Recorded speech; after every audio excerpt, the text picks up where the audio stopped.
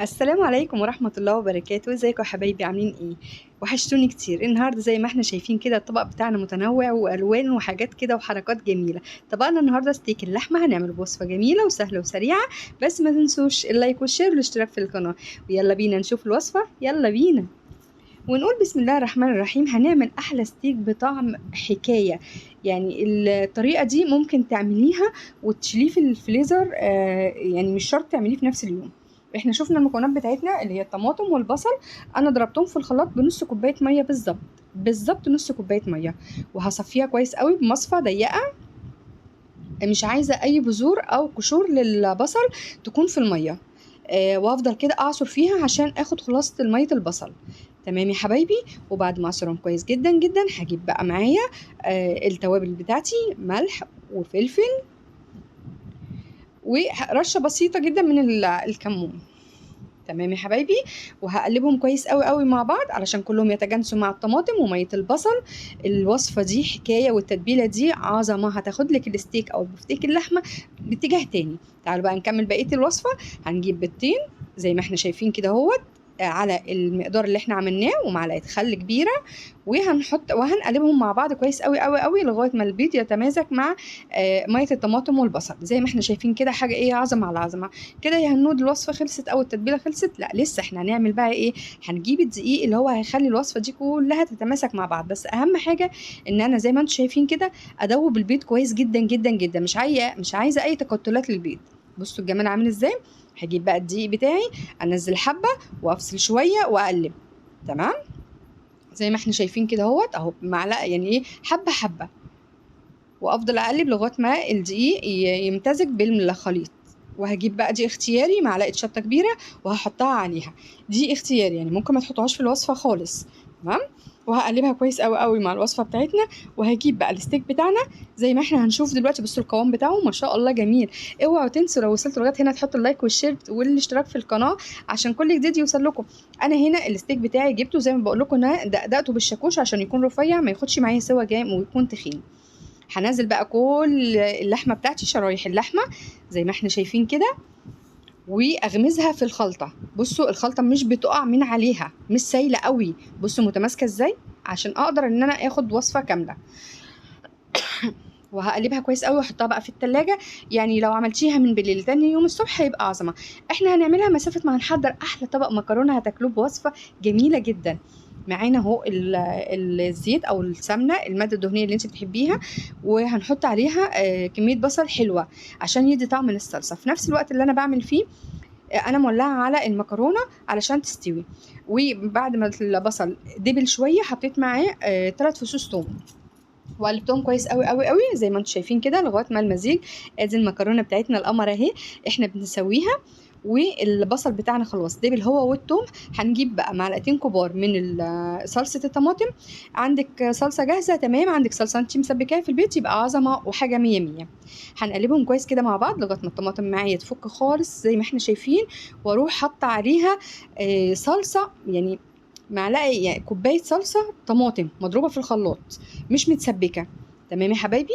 انا معايا بقى التتبيله زي ما انتم شايفين. حبشوا صلصه المكرونه بتدي طعم خرافي. انا معايا ملح وفلفل وزعتر وروزماري وتوم باودر وبصل باودر وبابريكا وشطه. بصوا الروزماري انا مقطعاه صغنن ازاي علشان ما يبانش في المكرونه زي ما احنا شايفين كده اهوت. ومقطعه فلفل حراق قطع. انا بحب الفلفل يكون باين في المكرونه. وادي الصلصه بتاعتنا الميه بتاعتها جفت خالص اهي زي ما احنا شايفين، جميله حلوه قوي. هنزل بقى التوابل واسيبها شويه زي ما احنا شايفين اهو، هقلبها. اوعوا تنسوا تحطوا لايك والشير وتعالوا معايا نشوف احلى خضار سوتيه هنعمله ازاي. يلا بينا. معانا زيت زيتون زي ما احنا شايفين هنحطه في الوok بتاعنا. احنا عملنا الخضار السوتيه بطريقه تانية قبل كده ودي الطريقه التانية. تمام. معانا فلفل اسود وروزماري وملح و وبس. وهجيب بقى، انا حطيت الزيت الزيتون وحطيت عليه على طول الخضار وهو مجمد، ما سيبهوش يفك. لازم يفك في الزيت كده عشان ما يبقاش طعمه وحش قوي، والتلج اللي فيه هيبقى مخلي طعمه مش ظريف. تمام، انا وريتكم خبطت عليه إن هو لسه كان مجمد. هنجيب بالظبط، شايفين كوبايه القهوه هناخد بالظبط ربعها مش اكتر من كده، وهنغطي الخضار بتاعنا لغايه ما يستوي بالراحه وعلى مهله. في الوقت نفسه بقى انا جبت ايه يا جماعه، جبت البقسماط بتاعي. وبصوا بتبل ازاي بقى البفتيك، بطبطب عليه، مش بقلبه يمين وشمال وخبط فوق وتحت، لا كده الكفر بتاع البفتيك هيقع منه، مش هيبقى ظريف، واما تيجي تقليه هيبقى لحمه بس، انت اكنك بتشوحي لحمه في زيت. انما هوريكم دلوقتي وهو في الزيت شكله عامل ازاي، قمر. بصوا يا حبايبي، بنطبطب عليه كده بالراحه خالص ونقلبه بالراحه برده. بصوا مش عايزين مخمضه لقطعه الستيك، اهو بالراحه، توته توته كده، اهو هيطلع معانا احلى بفتيك. تمام يا حبايب قلبي، اهو هوريها لكم تاني، بسم الله. بصوا بقى، اما هنفضها بقى من البقسماط نفسه، مش هلاقيها سايبه، لا هلاقي عليها. ولو بعد الخطوه دي ممكن تحطيه في التلاجة نص ساعه، تمسك الكفر شويه، هيبقى عظمه. لو مفيش وقت عندك هتطلع جميله برضو. تمام حبايب قلبي، اهو انا خلصتها وهوريها لكم. بصوا الكفر ماسك ازاي على قطعه اللحمه. هنعمل واحده تانية مع بعض. بصوا الكفر، الخلطه اللي احنا عاملينها مش سايله وماسكه في قطعه اللحمه، يعني احنا الوصفه بتاعتنا ماشيه عظمه على عظمه. اهو بطبطب عليها، باخد البقسماط من ورا ومن تحت واطبطب عليها واقلبها بالراحه جدا، ما استقواش عليها. تمام يا حبايبي، خلاص كده احنا عرفنا القطعه الاولانيه والتانيه. تعالوا بقى بينا بعد ما نخلص القطعه دي ونحمرها في احلى زيت ويكون سخن جدا جدا.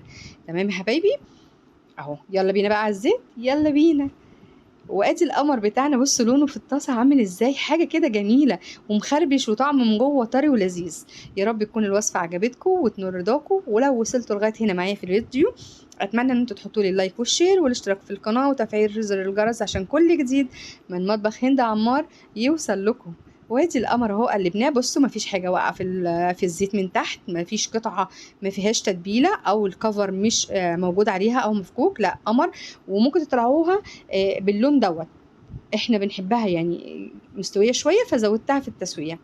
وادي احلى طبق عملناه، المكرونه القمر بتاعتنا والستيك بجماله. طبعا انتوا حاسين بالخربشه من شكله، مفيش كفر واقع واللحمه مش باينه والطعم جميل جدا جدا جدا. وكان معانا الخضار السوتيه، يعني طبق يعني صحي بكامل الاوصاف. يا رب يكون عجبكم وتجربوها وتقولوا لي رايكم بعد ما تعملوها ان شاء الله في التعليقات في الفيديو. واشوفكم ان شاء الله في وصفه جديده معايا ومعاكم في مطبخي ومطبخكم ومطبخ هند عمار. اسيبكم في رعايه الله وحفظه، مع السلامه.